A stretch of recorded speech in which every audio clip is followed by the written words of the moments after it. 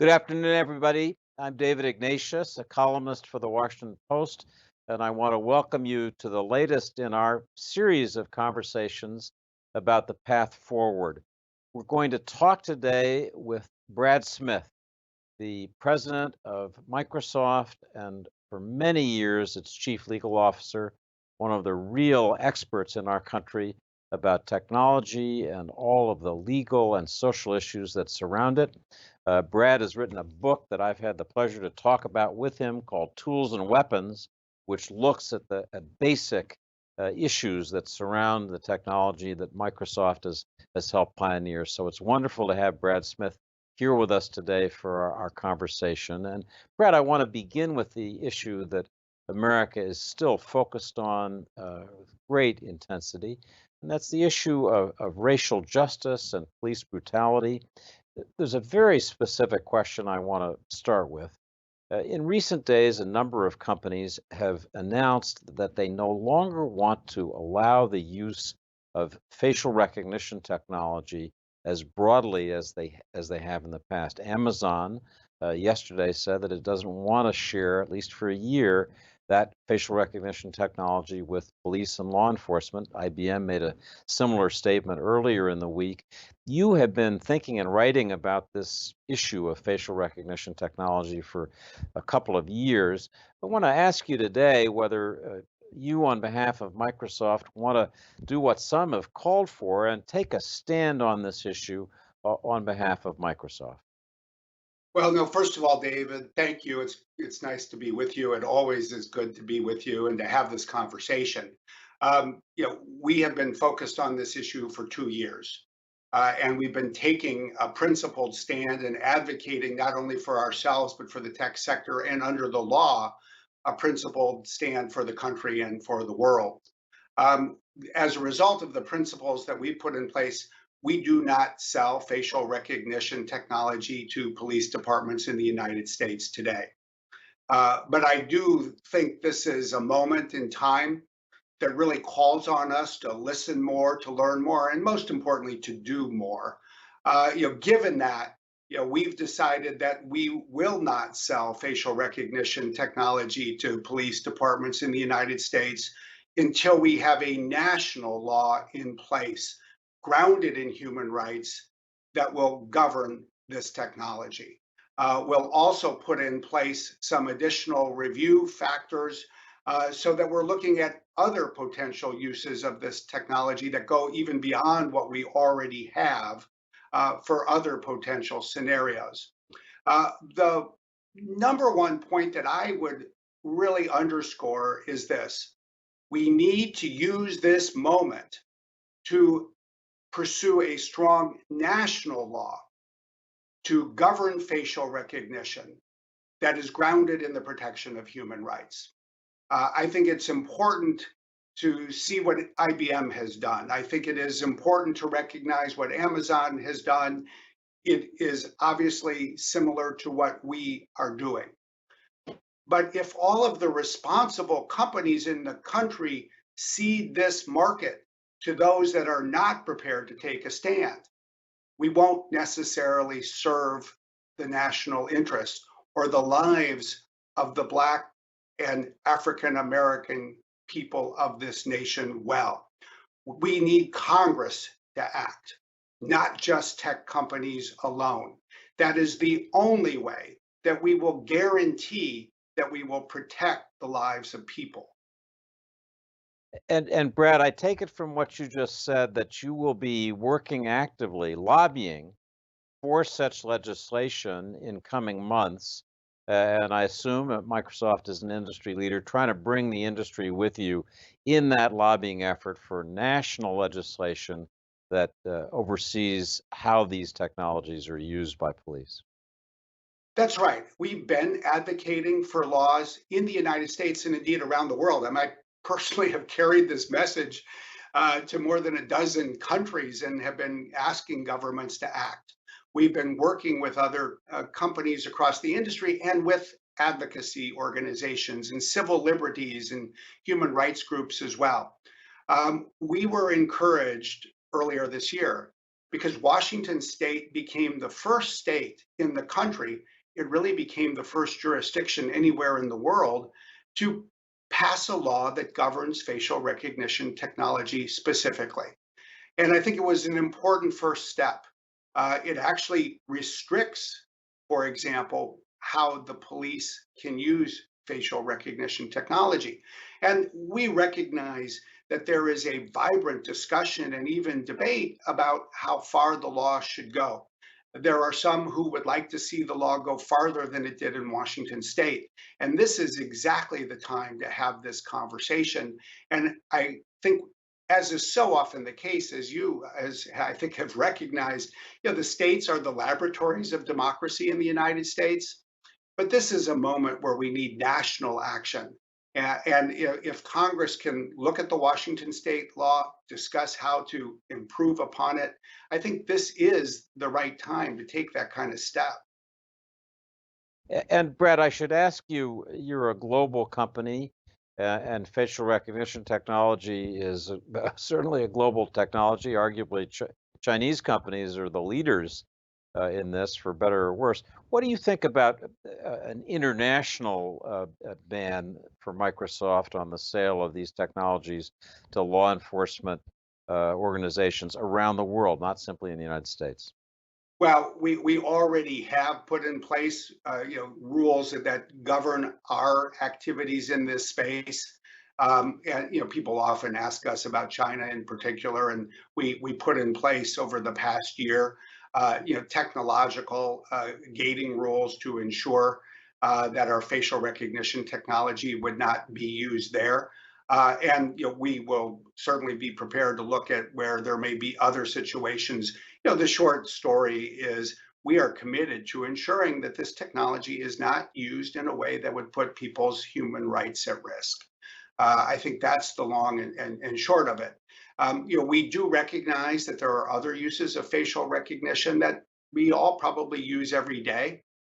People use it to unlock their iPhone. They use it with a Windows laptop. There are organizations that we work with in other countries to identify, missing family members, people who might turn up in an emergency room and the like.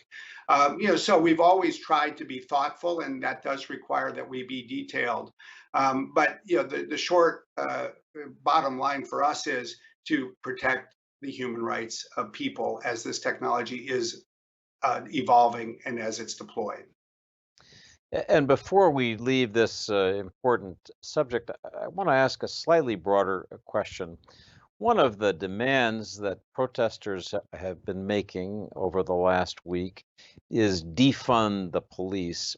There are different descriptions of what that might mean, but one obvious issue that might be involved there is reducing funding for high technology applications that give police extraordinary surveillance powers. Again, this is something you've thought deeply about.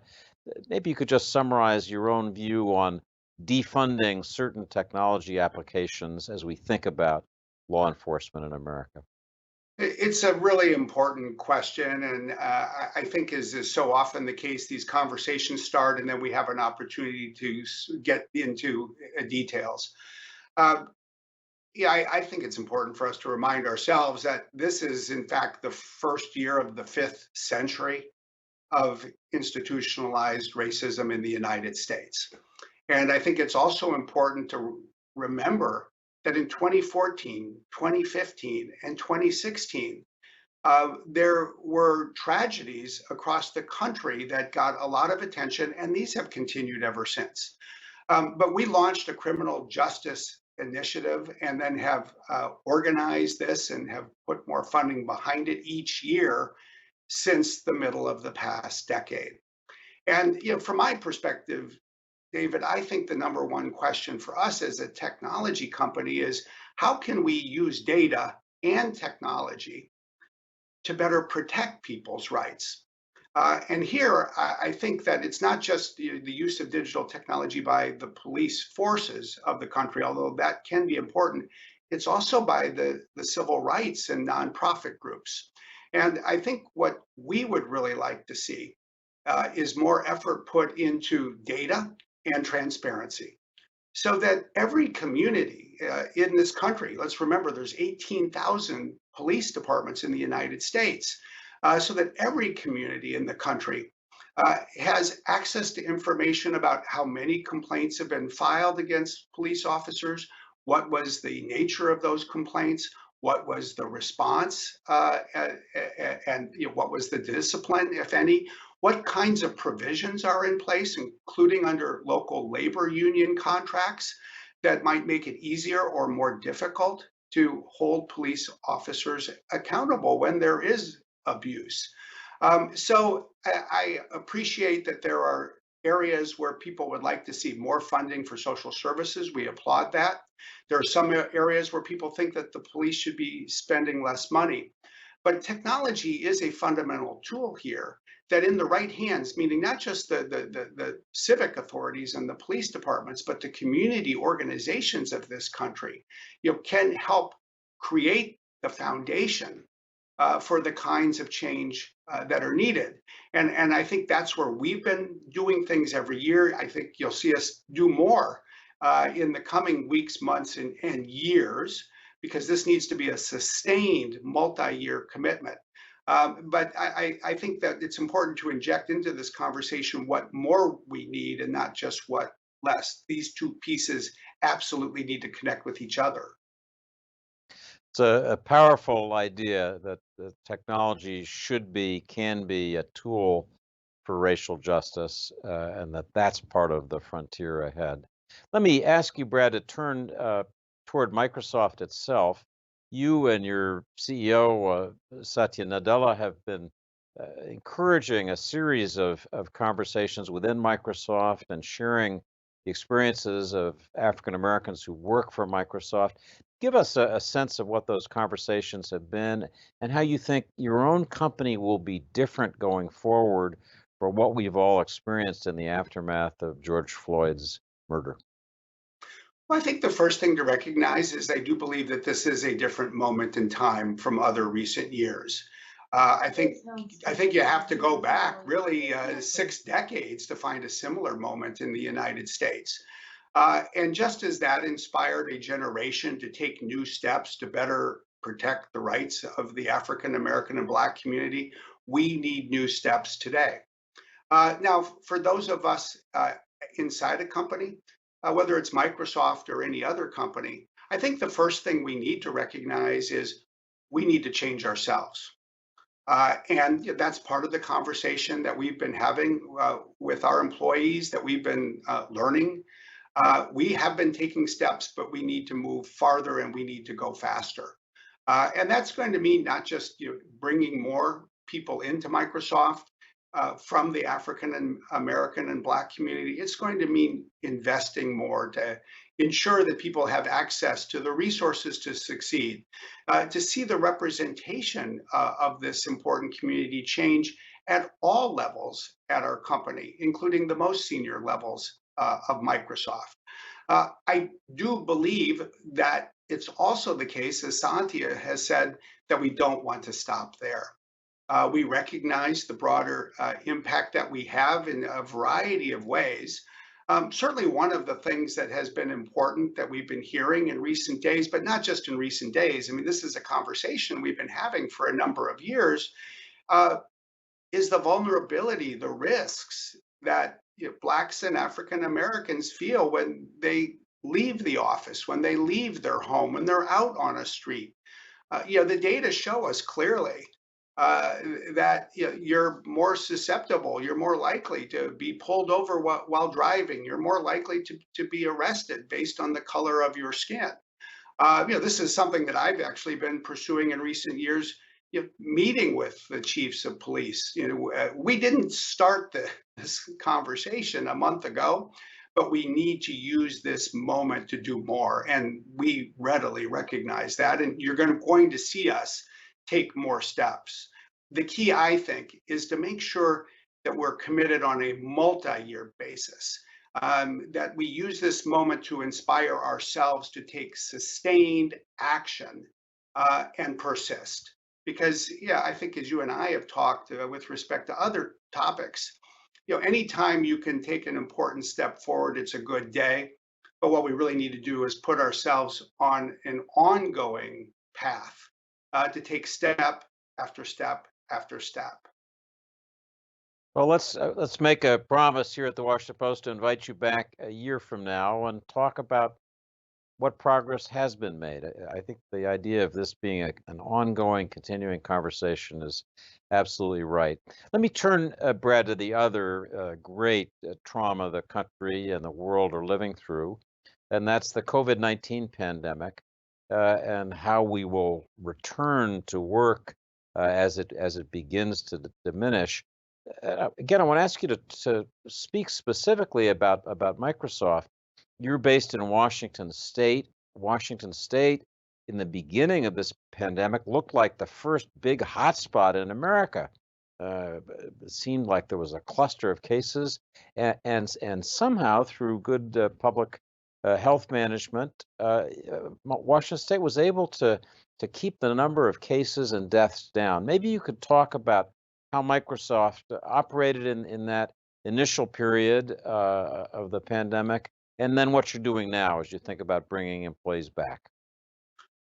It's a great question, and I do think that the business community and the business community in partnership with our local county and state government was able to act quickly in early March to address the spread of COVID-19 in Washington State. It meant first grounding ourselves in data and the advice of public health authorities. Our view on this, as in so many other things, is that we should be science-led and data-driven. So we sent people home. We're fortunate. We create the tools that people use to study or work from home. So of course our employees were able to do that more easily than most. I will say, I think the other thing we coupled that with was a recognition that when we closed the more than 100 buildings that we have in the Puget Sound area on our campuses, we suddenly had thousands of hourly workers who work for other companies on our campus, the people who serve the food in our cafeterias, who drive the cars and buses, who support the audiovisual needs, who no longer had work to do. And so we coupled sending our employees home with a commitment that we would continue to ensure that all of the hourly workers are paid. And we've sustained that commitment each and every week. We thought it was important to recognize that people who are working on an hourly basis are far more likely to be living paycheck to paycheck. So that was our two-pronged approach. Now we're obviously, like everybody else, in the guise of reopening, and reopening is actually much more complicated than sending people home. I would say broadly, our role as a company has been clear, and it's been threefold, and it's been global. It has been first to use data and technology to address the public health needs of the world. That includes the decisions that are being made about opening or closing economies. It includes the delivery of healthcare services. It includes data and technology that is advancing the quest for a vaccine and for therapeutic treatment. The second part of this is all about sustaining the operations of the economy to the maximum extent possible. That has involved digital technology that we've all been using, like what we're using, right here. But it's more than that. It's the whole host of technologies that enable organizations to continue to operate. As we look forward, it's really the technology that will be needed to generate an inclusive economic recovery. And that in part will involve providing access more broadly to digital skills to people across the country and around the world. And finally, we've been focused on protecting privacy, on protecting cybersecurity. In many ways, these issues are even more important than they were before, just because we're all relying on this technology more than we ever have before. So let me ask you just to think out loud a minute about the workplace of the future, both at Microsoft, but yeah, for the country and even the world. Uh, are we going to be living in something more like a hybrid workplace where we do an awful lot more at a distance? We work from home more. We just don't go into the office as much. Microsoft has a suite of tools that you've been effectively sharing with all of us that have helped us do our work. But are we just going to be in a different workplace environment for the rest of our lives because of what we just lived through? It is really a fascinating question, and I think it's one of the big questions of the moment. I think that we're going to see two phases. We're going to see an extended phase before there is the broad availability of a vaccine. And especially in that phase, I think we are going to see more people working from home, ordering goods, services, food from home. And eventually, this pandemic will pass. And even after it passes, we will see some changes that will continue. One of the things that we've had the opportunity to do, David, is look back and ask ourselves, what did people in the United States in 1942 think that the post-war world would look like? What can we learn from the predictions that they made? And to me, there's three lessons that emerge. First, developments that were taking place before the war that accelerated were likely to continue to move even faster because society had to marshal all of its resources to win that war in a way that's not dissimilar to society marshaling all of its forces to win a war against this virus. So then it was aviation. Today it is digital technology. That was accelerating, and it's accelerating even faster. And I think we should assume that that's going to persist throughout this decade. The second thing one I think can look at is where people change, where government and institutions changed and worked in new ways and ways that proved important and successful. The 40s represented the shift away from isolationalism and the embrace of multilateralism, and that obviously continued when World War II ended. One of the things we've seen is governments use data in a much more sophisticated way to make these decisions. And I think we're going to see much more focus on data policies, open data policies, more sophisticated use of data to drive decision making. I think those two things put together mean that we will have more remote access, more hybrid situations. But there's a third lesson that I found fascinating in really studying predictions made in World War II. Basically, the creators of technology that were vital in the early 1940s tended to be often overly optimistic about how their technology was going to be used forever for everything. Aviation companies in 1945 predicted that there would be a helicopter in the garage of every American home by 1950. There was a leader at DuPont who predicted that by 1950, shoes would be made of plastic rather than leather because plastic had been so important in a number of articles that were being used in the war. So I believe that digital technology will continue to spread and we will have more remote access. But I also believe that people matter, including people to people, human contact. And it's not bad for us to sort of look with a bit of skepticism or take with a grain of salt any prediction that says, gee, we're no longer going to want to get together. We're no longer going to want to have offices again because we love this technology so much. I love this technology because I work at Microsoft, but I actually love people too. And I think that's the way most people are. In terms of technology predictions that didn't turn out, I'm personally still waiting for my personal rocket pack to strap to my back to travel across town. That hasn't happened. Fred, let me ask you I'm going to about. let you go first, David. I'll watch how that works for you before I buy one. So let me ask you about another fundamental trend and how you think it's likely to play out. There were signs before COVID-19 and the global shutdown, more than signs. Our president was elected basically on this idea of moving away from globalization. That globalization had not benefited the country as a whole evenly or adequately, and so his cry was America first. Uh, uh, there's a lot of discussion about whether we're going to enter a period now of deglobalization. And I want to ask you about that, and in particular, if I might, ask you about a country you know well, and that's China, and whether you think we're going to be heading towards some, at least partial decoupling of technology with China, where we say to Huawei, China's big supplier of telecommunications, 5G networking gear, sorry, but we're just not going to do business with you in the old way.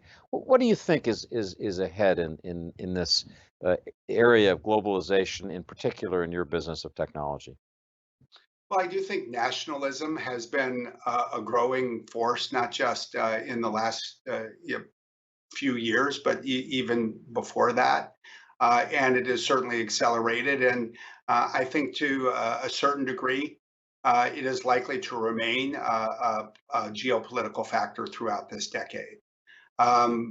We see it in the United States and its relations with China. We see it in China and how it looks at some of its policies. We see an increasing focus on digital sovereignty in major countries in Europe.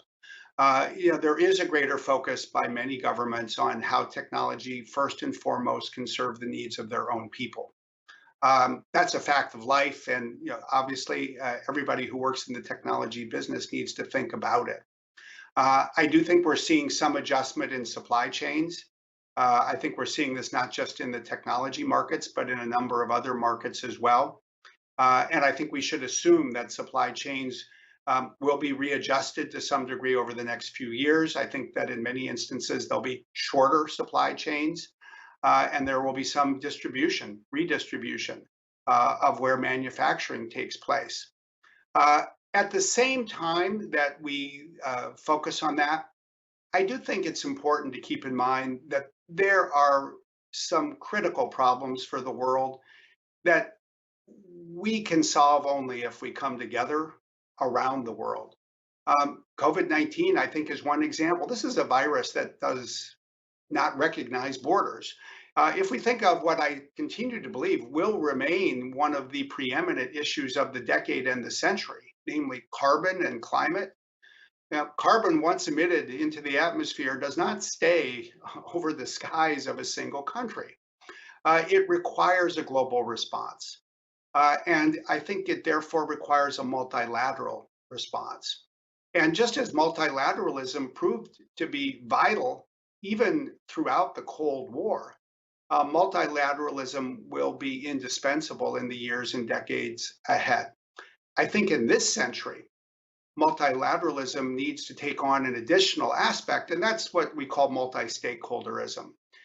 If we're going to solve the great problems of the world, we need to do more than bring the governments of the world together. We need to bring together governments in the unique leadership role they play with civil society, with the non-governmental organizations, with the companies that create technology, with the business community more broadly. We have different roles to play, but we all have a role that we need to play. And I don't think we should lose sight of that. Because if we do, then we will likely fail in meeting the needs of the decade ahead, especially on paramount issues like climate change. So I'm afraid we're nearing the end of our half hour. I want to just close by noting that something that Brad Smith and I have talked about often in the past is Microsoft's effort to work with the United Nations, thinking about ways to have international codes of conduct for cybersecurity against cybercrime, and also do something about the issue Brad just mentioned of climate change. We'll come back and have another conversation, Brad, I hope, about that. But I want to just, on behalf of all of our viewers, thank you for a newsy, interesting discussion of these issues that we're all living through. So thank you so much. It is the So, Washington Post, so thank you. ladies and gentlemen, thanks for joining us on this session. We'll be back next week with a number of important events, including a continuation of our conversation about race in America with the chairwoman of the Congressional Black Caucus, Karen Bass, on Monday at 2:30 Eastern Time. And on Tuesday, please join me for a special program on veterans' health issues featuring Senator Tom Tillis from the Veterans Affairs Committee and Congressman Raul Ruiz, and a special guest we're happy to have, comedian and veterans advocate Jon Stewart. So join us for that on Tuesday. Thanks so much to everybody, especially to our guest Brad Smith, for being with us today.